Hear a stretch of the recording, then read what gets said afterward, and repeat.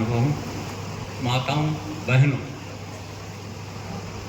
कतिपय कुछ व्यक्ति आते ही हमारे लिए और देश की एक परंपरा और सनातनी विरासत में मिली एक ऐसी हमारे सामने स्थिति होती कि वो व्यक्ति अवतरित हो जाता। मेरा अपना एक सहयोग रहा, एक लंबी अवधि तक अपनी सेवाओं में मुंगाना में उपस्थित रहा, असीम स्नेह मिला, बाबूजी के करीब से उनका निकट से पहचानने का आत्म साक्षात्कार का अवसर भी मिला। और वास्तव में मैं जब पहली बार उनसे मिला तो मैंने एक ही बात कही थी कि पुण्य कुंज बिन मिलन न समता, सतसंगति संस्कृति का, यानी जीवन के बंधन और जन्म के लेने के दौर से अगर कहीं मुक्त होना है, ऐसे संत अवतरित होते हैं। ऐसा ही इस मेवाड़ को अवसर मिला और हमारे बीच में एक दिव्य प्रतिभा आई। मैं जब देख रहा था तो पहली बार तक मिला तो इनका जन्म एक ऐसी तिथि पर हुआ, प्रतिपदा, जिसमें महर्षि गौतम जयंती के रूप में मनाते हैं, उस दिन बाबूजी का जन्म। ऐसी प्रतिभाएं। और जब मैं देखा कि जब देवासन या पंचलिंग जब हो रहे हैं, उस समय स्वामी विवेकानंद की पुण्यतिथि थी। अब ऐसे अवसर, ऐसी आत्माएं हमें प्रेरणा देती हैं कि हम जिस हेतु वे उपस्थित हुए हैं उनके दायित्व हम पर और बढ़ जाते हैं। और मैंने जब ये भक्तमाल को जब सुना तो उस समय लगा कि यह पद्धति में जो भक्तमाल है वो भक्तमाल में कोई भी विचार इस गति से बढ़ता है कि उनके शिष्य, उनके अनेक शिष्य, एक विचार अनेक से विचार होते हुए भक्तमाल एक विचार रामानंदी संप्रदाय का सब तक पहुंचा। और रामानंदी संप्रदाय को बाबूजी ने जिस सरल हृदय से जन जन तक पहुंचाया, शायद हर व्यक्ति और उनके शिष्य के लिए एक और दायित्व बढ़ जाता है कि वह उसे फैलाए कि जिस विचार को वह व्यक्ति साधारण परिवार में, जिसके जन्म के बारे में जानकारी नहीं, जिसने विद्यालय में कोई शिक्षा ग्रहण नहीं की, रामलीलाओं के आयोजन करते करते कथावाचक हो गए, कथा करते करते वे उस तत्व तक पहुंच गए जहां अगर गोस्वामी तुलसीदास का कहीं मैं व्यक्तित्व जब मैं छोटा था और उस समय में किताबों में गोस्वामी तुलसीदास का चित्र देखता था तो बाबूजी के चित्र को देख करके लगता कि ये गोस्वामी तुलसीदास है।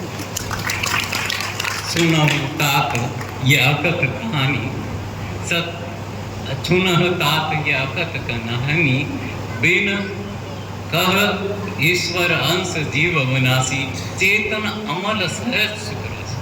तो नाम चेतन जब बिहारी दास जी ने दिया था तो बिहारी दास जी ने एक बात कही थी जो बाबूजी कई बार उनके शिष्यों के द्वारा मिलती थी कि ये चेतन किसी के सामने हाथ नहीं फैलाता, फैलाएगा नहीं। और शायद आप इतने बैठे हुए इस बात को प्रमाणित करेंगे कि चेतन दास ने कहीं किसी बात को नहीं, जहाँ जहाँ पहुँचे अपनी तरफ से उन्होंने दे दिया और देख करके कितने मंदिरों का जीर्णोद्धार कर दिया, कितने मंदिर बना दिए। मैं बैठा बैठा कभी प्रश्न करता था कि बाबूजी आपने कितने मंदिर बनाए। तो यानी किसी सीम का असीम हो जाना इस संस्कृति की पहचान। और वह दिव्य आत्मा जो हमारे बीच में भाई थी और हमारे अंदर एक सीमित मेवाड़ तक सीमित नहीं हुई, वरन वह इस मेवाड़ से बाहर मध्य प्रदेश तक, मध्य प्रदेश से अनेक जगह तक। और मैं जितना उनको पूछता था कितने आपने हनुमान बना दिए, उनकी संख्या भी अनगिनत है। अब मैंने कहा कि उनके प्रयोग आज के दिन जब आप श्रद्धांजलि समारोह में उपस्थित हैं तो आपका दायित्व शिष्यों का और बढ़ जाता है। उनका विचार मैंने कहा सरल ही ले गए थे कि वो कथा करते करते ज़्यादातर डिंगल और इस मेवाड़ी भाषा का प्रयोग करते थे और उस बात को कह जाते जो सहज थी और हृदय तक पहुंच जाती थी। उनके कर्म की दृष्टि से आप देखें कि केवल मात्र जाते थे। और कई ऐसी जगह आज भी बात होगी कि बाबूजी को कहा होगा कि ये साहब आपकी राशि, तो बाबूजी ने कहा मेरे तो वास्तव में इतनी चाहिए और बाकी आप रखो, तो मैं कभी आऊँगा तो और खर्च करूँगा। ऐसा सहज संत और सरल हृदय, जिसे संत की परिभाषा में कई बार कहें कि संत कैसा होता है, और जहाँ उपस्थित हो जाता है अनवर रूप से वो धारा चलती रहती है। तो एक भारतीय संस्कृति और सनातनी पद्धति है जिसमें आप लोग और सब लोग भाग्यशाली हैं जो उनके अंतर्गत आप से होते हैं। मेरे बूते एक कहा मैं अपने आप में भाग्यशाली अनुभव करता हूँ कि मैं 10 साल तक यहाँ रह गया। 10 साल होने के बाद किसी भी सरकारी संस्था का शिक्षक 30 वर्ष तक इनसे जुड़ा रह जाए और उस असीम स्नेह पाए, एक असीम स्नेह था। और जब भी आते थे मेरे सामने कुमार साहब आगे कुर्सी लगाता, मैं उतना नहीं था, योग्य नहीं था, पर उनका एक भाव था और इसी भाव से मैंने कहा कि मैंने कई बार आता और बैठता, पर लगता था कि मेवाड़ का एक भाग्य ही है जो ऐसा संत मिला है। वास्तव में मैंने कहा कि चेतन हो जाना सामान्य सी है कि एक जीव का एक सबसे बड़ा लक्षण है असंग, और असंगता से संग सी जड़ के संपर्क में आता है। जो संसार में उत्पन्न होता है वो असंग संग से साथ होकर के जीव बन जाता है, जीवात्मा बन जाता है। और वो जीवात्मा जब किसी मलिन भाव से नहीं होकर के सेवा भाव से निकल जाए, मैंने कहा कोई भी संकल्प कर ले कि मैं सेवा भाव से निकलूंगा, तो इस संस्कृति में बहुत चुप पाते हैं। हमें ऐसे संत समय समय पर आकर के केवल मात्र एक संदेश देते हैं और हमारा दायित्व बढ़ जाता है। मैंने कहा अगर मैं उनकी संख्या कहूँ कि कितने गीतकार हो गए, छोटे छोटे बच्चे मैंने देखे, कहीं पढ़ने आए थे, वो संगीतकार हो गए, और आज देखता हूँ गायक और कितनी कैसेट चले, तो कहीं रोजगार के अवसर दिए, कहीं उन्होंने देखा कि आपके पुजारी नहीं है तो वहाँ पुजारी भेज दिए। अब ये सरल था, उस दिव्य जो ग्रंथों में लिखा हुआ है वो ज्ञान को सरल रूप से आप तक पहुँचाना, ये एक साधक था जो साधना के बदौर गर्जन तक पहुँचे। मैंने कहा प्रभात फेरियों की संख्या देख लूँ तो शायद हर घर में मिल जाती थी।